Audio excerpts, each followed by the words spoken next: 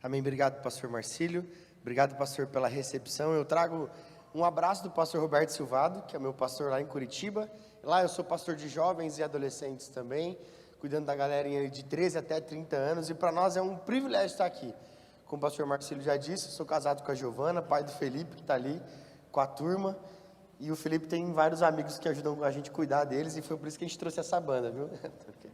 A banda veio para abençoar também, e são discípulos, amigos queridos do coração. Nesse final de semana, durante essa semana, cadê os adolescentes que estavam lá no acampamento? Deixa eu ver, faz barulho aí. Olha aí, tinha uma turma lá, foi muito precioso, foi um tempo muito especial mesmo. E como o pastor Marcelo disse, nós falamos sobre sem filtro. Gênesis capítulo 1, versículo 27 diz que nós somos criados à imagem de Deus.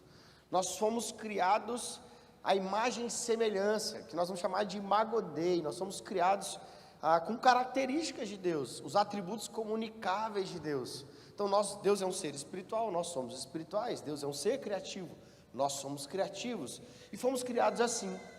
Contudo, o pecado em Gênesis capítulo 3, ele mancha essa imagem. E antes criados sem filtro, agora nós usamos o filtro do pecado.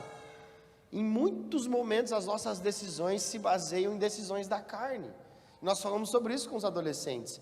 Às vezes lá, Romanos capítulo 8 vai falar que quem tem a mente do Espírito pensa nas coisas do Espírito. E a mente do Espírito é vida e paz. Mas muitas vezes a gente usa as nossas decisões e elas são meio equivocadas, porque nós ainda habitamos um corpo de carne.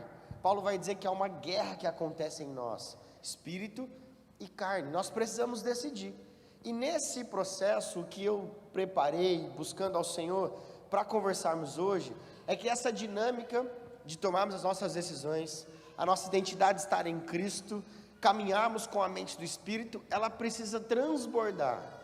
Ela precisa transbordar nos nossos relacionamentos, ela precisa transbordar nos nossos contextos, onde nós estamos, desde a escola ao mercado de trabalho, a área acadêmica, onde nós estivermos, precisa transbordar. Transbordar vida. Você pode abrir a sua Bíblia comigo em João capítulo 4, por favor? João capítulo 4, lá no retiro a gente fez um combinado que era quem achou, desachei. Quem achou, vamos lá, vamos combinar então. Quem achou, desachei. Quem não achou, fala, espera um pouco. Tinha mais um que a gente falava lá, né? Adolescentes estão me cobrando aqui. A gente também falava assim, quem não trouxe Bíblia fala, misericórdia de mim, Senhor Jesus, sou um pecador. Mas não precisa dizer, aqui não, só no retiro mesmo. Vamos lá, João capítulo 4, quem achou, desachei. Nós vamos seguir do versículo 1 até o versículo 42, mas a gente vai conversando um pouco sobre essa história e como existem princípios aqui que podem nos abençoar, princípios que podem nos ajudar a transbordar vida. Vamos ler do versículo 1 ao 3 para introduzirmos essa conversa. A Bíblia diz assim: os fariseus ouviram falar que Jesus estava fazendo e batizando mais discípulos que João, embora não fosse Jesus quem batizasse, mas os seus discípulos. Quando o Senhor ficou sabendo disso, saiu da Judeia e voltou uma vez mais para a Galiléia. Versículo 4: era-lhes necessário passar por Samaria. Assim chegou uma cidade de Samaria chamada Sicar, perto das terras que Jacó dera a seu filho José. Havia ali um poço de Jacó. Jesus, cansado da viagem, sentou-se à beira do poço. Isso se deu por volta do meio-dia. Jesus faz um caminho para chegar até a Galiléia, mais uma vez, como a Bíblia vai dizer aqui no versículo de número 3, não muito comum aos judeus, porque os judeus eles faziam uma volta para não passar por Samaria, porque os judeus e os samaritanos não se davam muito bem. Então Jesus faz um caminho atípico, um caminho diferente. Ele não necessariamente faz o caminho que os judeus faziam, mas ele corta ali por Samaria. Era o caminho de fato mais rápido para chegar à Galiléia, mas não era o caminho usual para os judeus. Então Jesus ele corta esse caminho e passa por Samaria. E aqui eu tiro um primeiro princípio para nós. Daí o texto continua, vamos ler mais um versículo aqui. Nós lemos até o versículo 4, 5, versículo 7. Nisso veio uma mulher samaritana tirar água e disse-lhe Jesus. Aqui Jesus começa um diálogo com essa mulher. O primeiro princípio para que eu e você possamos transbordar vida é que nós precisamos de um encontro com Jesus. Você pode repetir isso comigo? Eu preciso de um encontro com Jesus. Diariamente nós precisamos de um encontro com Jesus. Se desejamos transbordar a vida nos nossos relacionamentos, se desejamos transbordar a vida onde nós estamos, nós precisamos ter um encontro com Jesus. E Jesus, você conhece a história, mais do que essa mulher samaritana conhecia. Jesus morreu em nosso lugar. Não houve limites para o amor de Jesus, para ter um encontro conosco. E Ele continua tendo encontros com os seus, amém? O que Ele fez aqui foi quebrar alguns protocolos, talvez, do seu povo. Depois a gente vai ver que os discípulos chegam lá pelo versículo 27, e eles nem perguntam o que Jesus estava falando com aquela mulher, ou o que ela estava falando com Jesus, porque é bem provável, imaginem o que passou na cabeça dos discípulos. Jesus conversando com uma mulher, sozinho, à beira de um poço, meio-dia, o que aquela mulher estava fazendo lá? Mas Jesus, mesmo cansado, como a Bíblia vai dizer aqui, ele estava ali sentado, meio-dia, naquele poço, para ter um encontro com aquela mulher.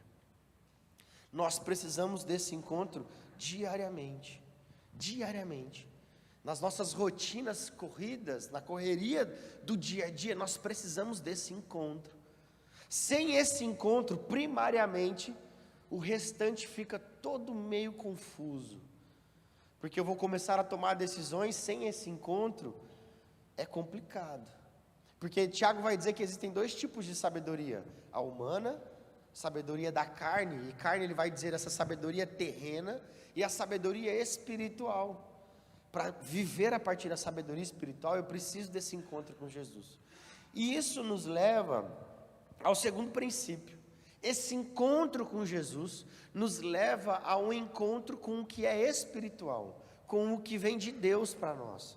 A partir do versículo de número 7, o diálogo começa. Disse-lhe Jesus: dê-me um pouco de água. Os seus discípulos tinham ido à cidade comprar comida. Versículo 9. A mulher samaritana lhe perguntou: como o Senhor, sendo judeu, pede a mim, uma samaritana, água para beber? Pois os judeus não se dão bem com os samaritanos. Jesus lhe respondeu: se você conhecesse o dom de Deus e quem lhe está pedindo água, você lhe teria pedido e ele teria dado água viva. Versículo 11, disse a mulher: o Senhor não tem com que tirar a água, e o poço é fundo. Onde pode conseguir essa água viva? Acaso o Senhor é maior que o nosso pai Jacó, que nos deu o poço, do qual ele mesmo bebeu, bem como seus filhos e seu gado? Jesus respondeu: quem beber desta água terá sede outra vez, mas quem beber da água que eu lhe der, nunca mais terá sede. Ao contrário, a água que eu lhe der se tornará nele uma fonte de água a jorrar para a vida eterna. E a mulher disse: Senhor, então me dê dessa água, para que eu não tenha mais sede e nem precise voltar para tirar água. Jesus, ele traz um contraponto para essa mulher, e nós extraímos daqui um segundo princípio. O primeiro, então, é encontrar a Cristo. Nós precisamos diariamente desse encontro. O segundo princípio é que nesse encontro com Cristo, nós precisamos entender que há uma fome em nós, que só será saciada com o encontro com Jesus. Um encontro não como quem se encontra para satisfazer necessidades, mas para ter a vida satisfeita por completo. Veja que a mulher está dizendo assim: então, eu quero dessa água. Jesus fala com ela, primeiro que ela questiona Jesus: como é que você vai dar água para mim? Quem é você? Você é maior que o nosso pai Jacó, que cavou esse poço? E aí Jesus diz: se você soubesse quem está conversando com você, você me pediria água. E aí o diálogo continua, e Jesus diz: quem beber dessa água vai ter sede outra vez. Essa água da fonte de Jacó representa as nossas necessidades humanas, os nossos desejos. A gente conversou bastante sobre isso com os adolescentes. Todas as vezes que eu quero satisfazer o meu coração com as coisas da terra, eu volto a ter fome outra vez. Todas as vezes que eu quero satisfazer os meus anseios em relacionamentos terrenos, eu volto a ter sede outra vez. Por quê? Primeiro, a carne é insaciável. Então há um desejo em mim que não será satisfeito com as coisas terrenas. Separei uma citação, MacGregor, ele vai dizer o seguinte: Cristo satisfaz a fome, ou Cristo satisfaz uma pessoa não exterminando a sua sede, o que poderia, ou o que podaria o crescimento de sua alma, mas concedendo-lhe com o dom do seu espírito uma fonte interior de satisfação, que supre de modo perene e espontâneo cada necessidade reincidente de refrigério. O que ele está dizendo para nós? O que Jesus disse para essa mulher aqui? Jesus não disse para ela assim, ó, agora acabou, você não vai precisar, mas porque eu vou satisfazer essa necessidade de tomar água. Ele estava dizendo, agora você vai ter um encontro com uma fonte que vai suprir de uma vez por todas as suas necessidades. E aí é interessante porque quando Jesus disse isso para ela, imagine, uma mulher sozinha, não era usual da época, uma mulher sozinha ir tirar água, ainda mais com o sol do meio-dia, ou as mulheres iam, geralmente elas iam em mais de uma mulher, bem cedinho, quando o sol estava fresco ainda, ou ao fim da tarde, ela estava ao meio-dia. Então quando ela ouve Jesus dizendo, olha, se você beber da água que eu te der, você nunca mais vai ter sede. E aí o que ela fala no versículo 15? A mulher disse, Senhor, então me dê essa água, eu não quero mais voltar aqui para tirar água. Quantas vezes nós nos aproximamos desse encontro com Jesus, para que Ele satisfaça o meu pedido, para que eu fique bem, e para mim, tá bom. Às vezes a gente se relaciona com Cristo, na medida de um Deus que vai, quanto mais eu orar, mais Ele vai me responder, e vira uma relação de barganha, e não um relacionamento de pai e filho, não um relacionamento de intimidade. Muitas vezes nós nos aproximamos de Deus, como se Ele fosse um grande banco infinito de bênçãos, para que quando eu for lá bater, Ele vai me dar. Então eu não preciso mais voltar aqui, bom, isso aqui o Senhor já resolveu, agora Deus resolve isso aqui para mim. Isso não é um relacionamento, isso é uma cultura de mérito. E nós, a gente pode fazer o maior esforço do mundo, eu não sou capaz de me salvar e nem você de se salvar, é a graça de Deus, amém? Então o que Jesus está dizendo para a mulher e dizendo para nós nessa noite, é que nós precisamos de um encontro com Cristo, mas esse encontro precisa ser íntimo e verdadeiro, mergulhar nessa fonte, estar imerso nessa fonte, não é para não voltar no poço mais, porque ela vai ter que voltar lá para pegar água de novo. O que Jesus está dizendo para ela é que agora essa necessidade já não é mais a primeira coisa que importa para ela. Falando com os adolescentes, todas as vezes que nós tomamos as nossas decisões baseado na necessidade, ou baseado em um desejo, o fim disso é o que Romanos vai dizer, a mentalidade da carne é morte. Nós precisamos tomar as nossas decisões imersos nessa fonte que é Cristo, porque nós só tomamos essas decisões pelo propósito. E o propósito sempre será maior que a necessidade, sempre será maior do que o desejo. Então esse é o segundo princípio, é beber dessa água que Cristo dá, que satisfaz o meu coração, que preenche a minha vida, e que não me deixa mais, como o autor que eu citei vai dizer, agora os meus olhos não estão mais nessas coisas, desses desejos terrenos, mas estão em Cristo, amém? E aí é interessante porque quando a mulher faz essa pergunta, Jesus disse para ela, é como se Jesus mudasse o rumo da conversa. Jesus está conversando com elas sobre um assunto, ela está falando sobre outro. Jesus está tentando mostrar para ela que há uma fome maior no coração dela do que beber aquela água. E no versículo 16 Jesus dá uma guinada na conversa. E ele diz assim, então lhe disse Jesus, vai, chame seu marido e volte. E ela disse, não tenho marido, respondeu. Disse-lhe Jesus, você falou corretamente dizendo que não tem marido. O fato é que você já teve 5, e o homem com quem agora você vive não é seu marido. O que você acabou de dizer é verdade. Disse-lhe a mulher, Senhor, vejo que é profeta. Olha só, Jesus revela o pecado daquela mulher, e no versículo 19, ela muda de assunto de novo. Ela diz, eu vejo que você é profeta. Versículo 20, os nossos antepassados adoraram nesse monte, mas vocês judeus dizem que é Jerusalém o lugar onde se deve adorar. Jesus falou sobre coisas terrenas que ela estava vivendo, e ela levou a conversa para a adoração. Todos nós adoramos algo. Todos nós estamos adorando algo. Nosso coração é um coração que foi criado para adorar a Deus, Gênesis capítulo 1, e o pecado mancha isso, mas nós continuamos com esse coração adorador. E aí Jesus declara, versículo 21, creia em mim, mulher, e está próxima a hora em que vocês não adorarão o Pai, nem neste monte, nem em Jerusalém. Vocês, samaritanos, adoram o que não conhecem, nós adoramos o que conhecemos, pois a salvação vem dos judeus. No entanto, está chegando a hora, e de fato já chegou, em que os verdadeiros adoradores adorarão o Pai em espírito e em verdade. São estes os adoradores que o Pai procura. Deus é espírito e é necessário que os adoradores que o adoram, adorem em espírito e em verdade. Disse-lhe a mulher, eu sei que o Messias chamado Cristo está para vir, quando ele vier explicará tudo para nós. Então Jesus declarou, eu sou o Messias, eu que estou falando com você. Um terceiro princípio, primeiro nós precisamos desse encontro com Cristo. Segundo, nós precisamos nos alimentar ou estarmos imersos, termos a nossa sede saciada em Cristo, que é a fonte. E o terceiro é que nessa relação com Cristo, os nossos pecados serão expostos, para que haja cura. Veja, Jesus não começou a conversa falando dos maridos. Jesus podia, não podia? Sim ou não? Jesus podia começar a conversa falando, vem aqui, eu sei que você já teve marido, 5, que você está não é seu, você precisa mudar de vida. Jesus não começou a conversa assim. Jesus começou mostrando para ela que existia algo mais profundo no coração dela, que era uma necessidade de satisfazer os seus desejos. E aí Jesus começa a conversa mostrando que existe uma fonte que satisfaz o nosso coração, que é Cristo. E aí ele chega aqui. Nós poderíamos chamar esse princípio de haja luz. Sempre que Deus traz luz para um problema, é porque há uma resolução a ser vivida. Amém? Amém? Amém. Deus expõe o pecado dela, mas não, aqui Jesus expõe o pecado dela para trazer cura ao coração dela, para trazer restauração à vida dela, para trazer transformação ao coração dela.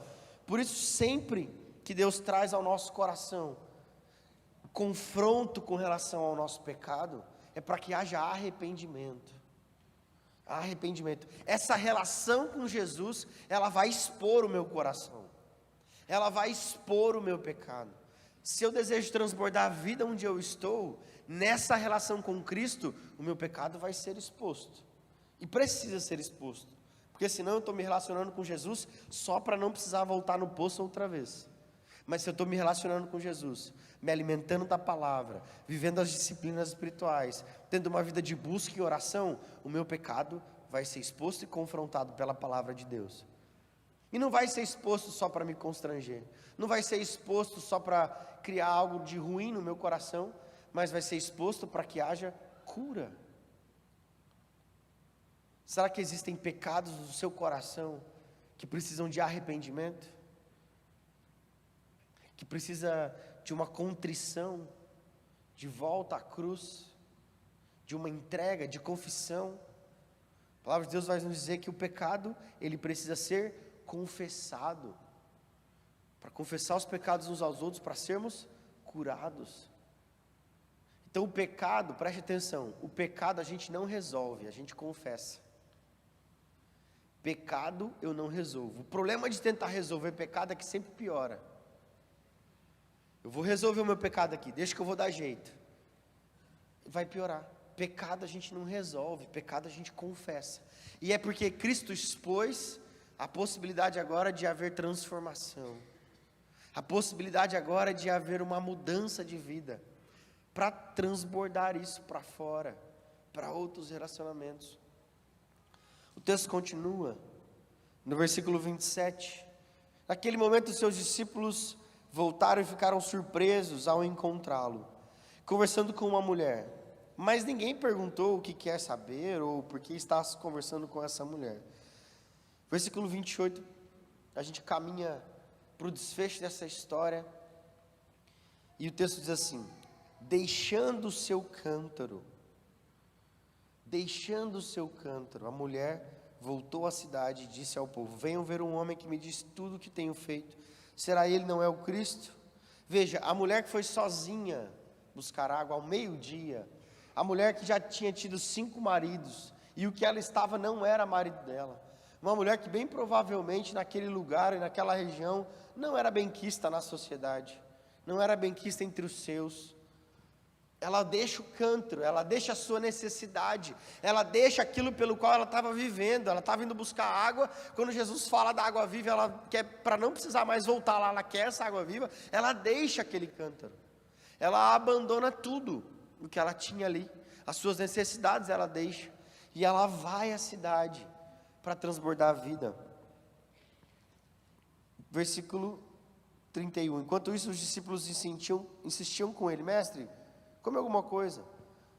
Versículo 32, Jesus disse: tenho algo para comer que vocês não conhecem. Então os seus discípulos disseram uns aos outros: será que alguém lhe trouxe comida? E o texto continua, e eu queria pular com você para o versículo 39, se você puder olhar para a sua Bíblia aí. A mulher foi lá, chamou os homens da cidade, chamou as pessoas da cidade, e no versículo 39 o texto diz: muitos samaritanos daquela cidade creram nele por causa do seguinte testemunho dado pela mulher: ele me disse tudo o que tenho feito. Assim, quando se aproximaram dele, os samaritanos insistiram em que ficasse com eles, e ele ficou ali 2 dias, e por causa da sua palavra muitos outros creram, e disseram à mulher: agora cremos não somente por causa do que você disse, pois nós mesmos ouvimos e sabemos que este realmente é o Salvador do mundo. Veja, uma mulher que estava com sérios problemas de relacionamentos, que estava procurando satisfazer as suas necessidades em relacionamentos humanos, agora dá um testemunho, e Jesus fica ali naquela cidade, e muitos outros creram que ele era o Salvador do mundo, a partir do testemunho daquela mulher, a partir do testemunho daquela mulher, que outrora estava vivendo uma vida toda bagunçada, muitos outros creram em Cristo. Aquela mulher transbordou vida, aquela mulher transbordou vida. Preste atenção, estar cheio não é a mesma coisa que transbordar. O encontro do culto dominical é um ambiente onde nós somos preenchidos e somos alimentados, sim ou não? Sim. E isso precisa transbordar, isso precisa ser repartido. Todo cristão é chamado a repartir, começando lá pelo encontro com Cristo, sendo alimentado em Cristo Jesus, tendo seus pecados perdoados, confessados, não resolvidos, confessados. Agora eu começo um processo de transbordar a vida onde eu estou. O Felipe vai me ajudar com uma ilustração. Pega ali, Felipe, para me ajudar, por favor. Eu vou demonstrar para vocês a diferença. Não precisa do banco, não. Obrigado. Fica aqui assim, filho, pra gente, né?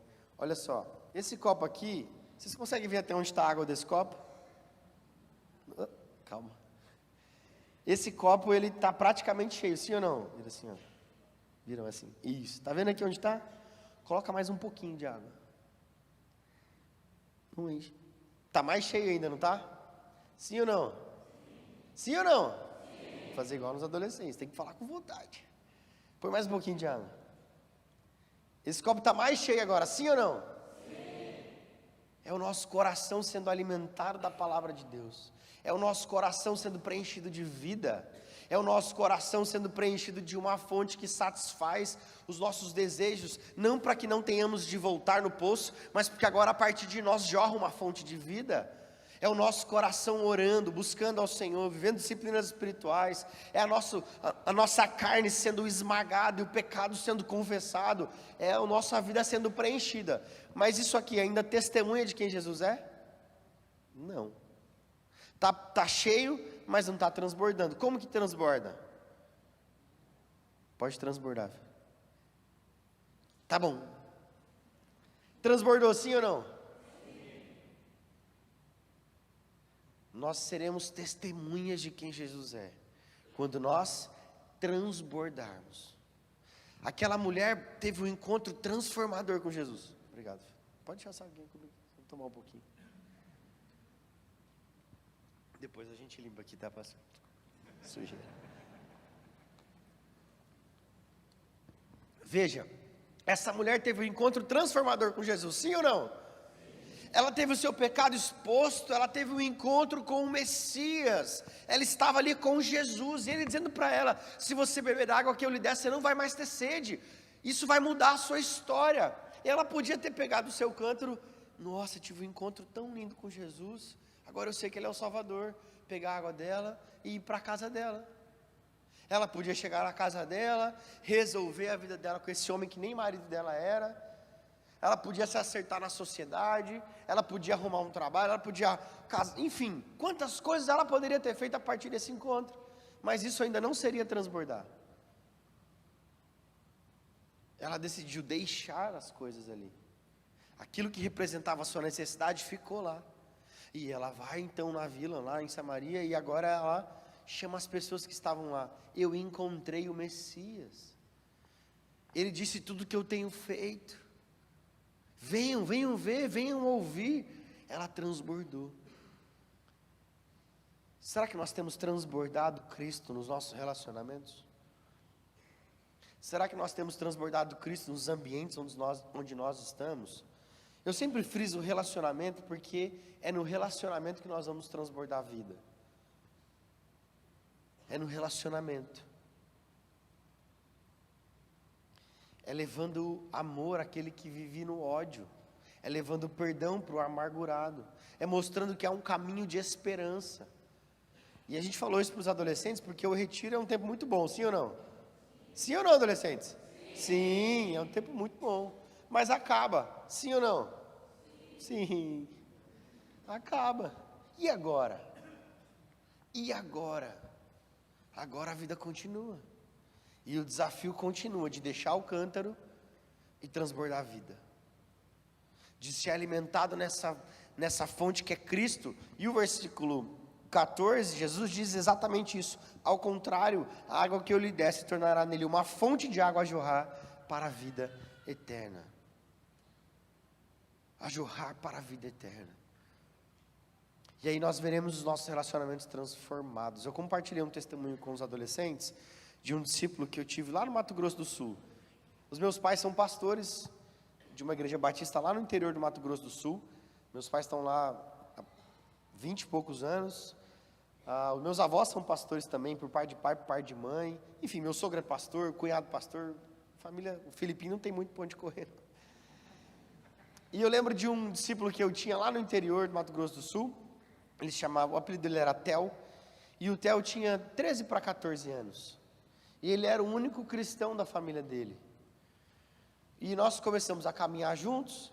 E eu conheci o Theo desde mais novinho. E a gente começou a orar. E ele compartilhava comigo: pastor, eu não consigo orar na minha casa. Eu não consigo ler a Bíblia na minha casa. Mas por quê, Theo? Porque a minha mãe é dona de uma conveniência, açougue. E os meus irmãos mais velhos, eu sou mais novo, eles não são cristãos. E eles bebem na minha casa. E a minha mãe, para eles não beberem para fora, ela dá a bebida para eles beberem em casa. E ali eles fazem festa, fazem bagunça. E eu não consigo nem orar. O meu quarto fica do lado da varanda onde acontecem as festas. E aquilo incomodava, e a gente chorava. Ele chorava por aquilo, a gente começou a orar por aquilo. E aí oramos 1 mês, 2 meses, 3 meses, e nada acontecia. Oramos 4 meses, 5 meses, 6 meses. 12 meses depois, o primeiro irmão do Theo foi na igreja. Porque o Theo tinha mudado. Não só mudado de estou indo na igreja, mas o Theo tinha mudado em casa. E a gente orando. O outro irmão um dia foi na igreja. Depois de um tempo, um irmão do Theo se batizou. Depois de um outro tempo, o outro irmão do Theo se batizou. Depois de um tempo, a mãe do Theo se batizou. E depois de um tempo, naquela casa que antes tinha festa, agora tinha um PG acontecendo. Depois de um tempo, naquela casa que jovens ficavam endemoniados, a gente ia lá socorrer, era uma confusão. Estava tendo multiplicação de PG. Estava tendo culto dos jovens da igreja, a gente fazia churrasco dos PGs, enfim. Porque um adolescente de 13 para 14 anos decidiu transbordar a vida na sua casa. Porque ele foi lá, teve um encontro com Jesus. Ele foi lá e saciou a sua sede em Cristo. Ele confessou os seus pecados e ele decidiu transbordar a vida. Há limites para Deus? Lucas capítulo 1 vai dizer que nada é impossível para o Senhor. E se nós temos um encontro com Cristo diariamente, sim, necessariamente nós transbordaremos vida. Nós falamos sobre isso com os adolescentes. Aquilo que eu faço não define quem eu sou. Então, se a minha identidade está em Cristo, amém? Amém. O desafio é que aquilo que eu faço revela quem eu sou. Aquilo que eu faço não me define. Os meus erros não me definem, é a palavra de Deus que me define, mas a Bíblia vai dizer que nós somos conhecidos pelos nossos frutos. Se eu não dou fruto de mansidão, se eu não dou fruto de bondade, se eu não dou fruto de generosidade, se eu não dou fruto de alegria, de paciência, se eu não dou fruto do Espírito, quem sou eu? Talvez eu precise voltar lá e ter um encontro com Cristo. Voltar e ter um encontro com Cristo. Porque sim, necessariamente, aqueles que têm um encontro com Cristo vão transbordar a vida. E lembra, ser cheio é diferente de transbordar. Você pode ficar de pé no seu lugar? Quero orar com você, vou pedir para a banda vir aqui.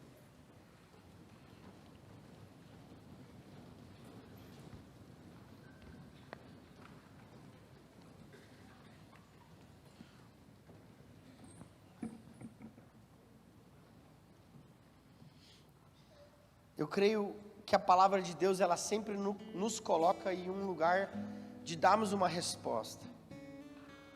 A palavra de Deus sempre nos coloca diante de uma resposta que nós temos de dar.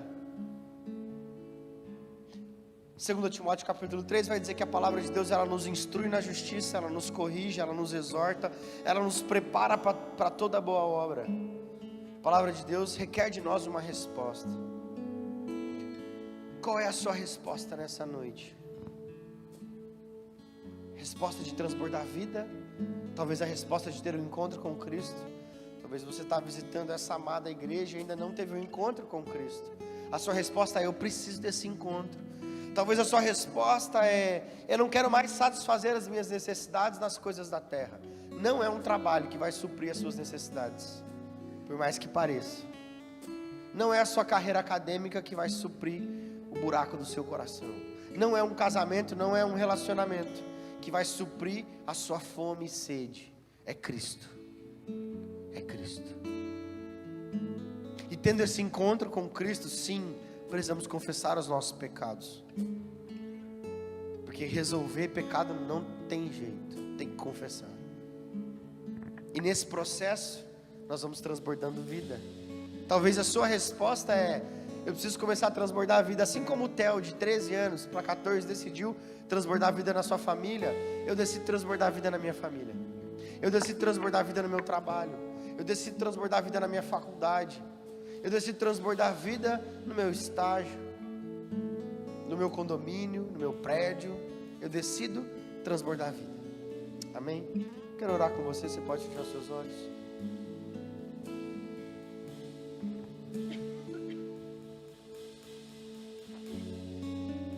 Faça a sua oração ao Senhor. Quero te encorajar a responder a essa palavra com uma decisão, colocando a sua vida à disposição do Senhor. Pai, o nosso desejo é transbordar a vida, não porque somos bons ou merecedores, mas porque o Senhor habita em nós. Porque o Senhor nos encontrou, como 1 João vai dizer.